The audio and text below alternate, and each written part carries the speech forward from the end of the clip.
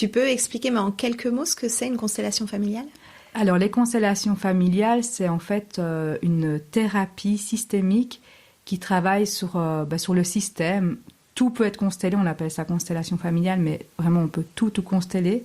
Si tu hésites à partir au Pérou ou au Vietnam, eh ben, on peut consteller, savoir dans lequel des deux pays tu veux partir. C'est vraiment placer en fait les choses à leur juste place. C'est un petit peu l'idée de mettre de l'ordre dans un...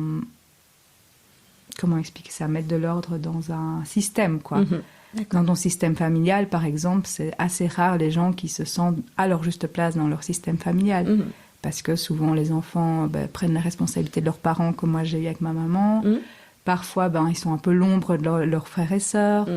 Parfois, au contraire, ils se sentent tellement exclus qu'il faut arriver à les réinclure dans le système. Donc, c'est un petit peu...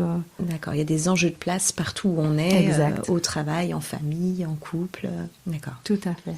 Et c'est très symbolique, c'est ça, quand tu fais une constellation, tu utilises soit plusieurs personnes dans la pièce qui représentent quelqu'un, soit des figurines.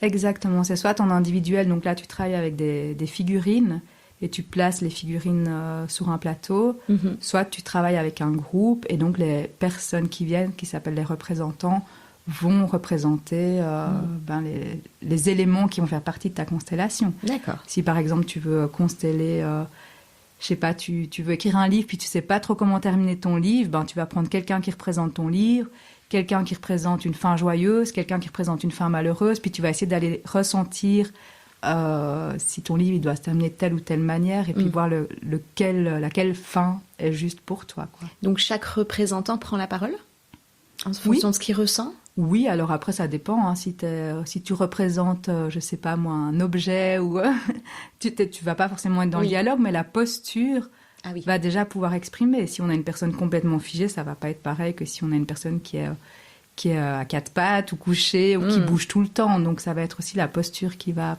parler au-delà du dialogue. Et le thérapeute, c'est lui qui va mettre des mots sur ce qui se passe pendant ou non, en général, c'est un retour après? Le thérapeute, il est là pour accompagner, pour reformuler et puis pour accompagner la personne aussi à redire des phrases de guérison. Mais très souvent, c'est les personnes qui sont dans la constellation qui vont discuter et puis prendre parole, quoi. Dire leur ressenti. Ouais.